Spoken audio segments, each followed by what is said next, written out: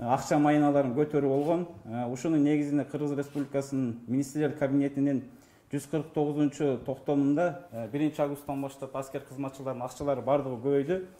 Орто эсеп менен алганда офицерский курамга 50%, а сержанттарга 30%. Эмне үчүн офицерлерге 50%, эмне үчүн сержанттарга 30% деген бул жерде сразу суроо пайда болот экен. Мен бул суроого сразу жооп берип коеюн.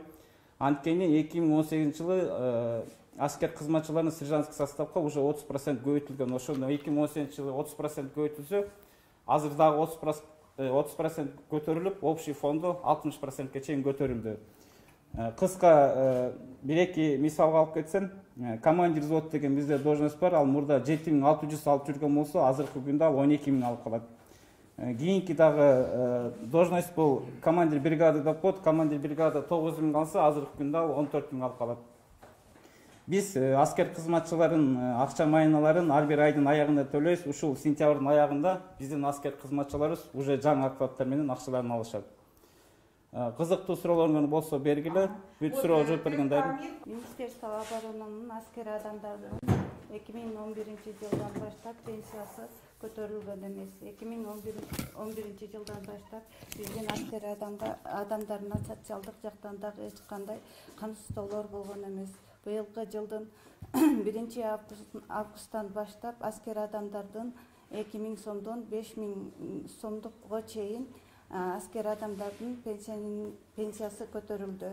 Аскер адамдары дайыма биздин ардактуу ардагерлерибиз болгондуктан алардын пенсиялары өзүнүн выслуга леттерине жана айлык маянасына жараша көтөрүлөт.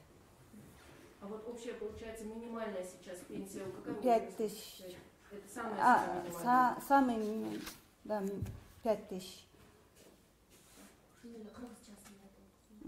Эң аз алган биздин ардагер пенсионерлерибиз 5000ден алышат. Алар каза болуп калган учурда выслуга леттери аз болуп калгандыгына байланыштуу 5000ден алышат.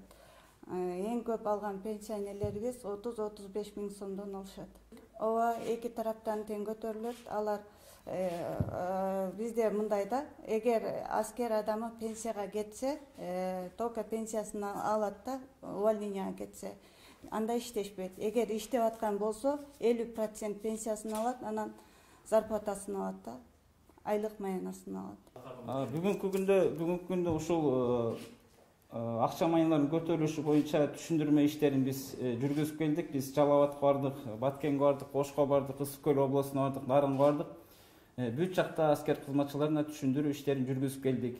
Ким, кайсы аскер канча сом алат, качан алат, бүт суроолоруна жооп бердик.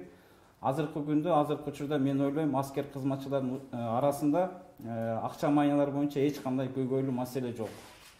Бүт бардыгы менен жолуктук, бардык суроолоруна жооп бердик.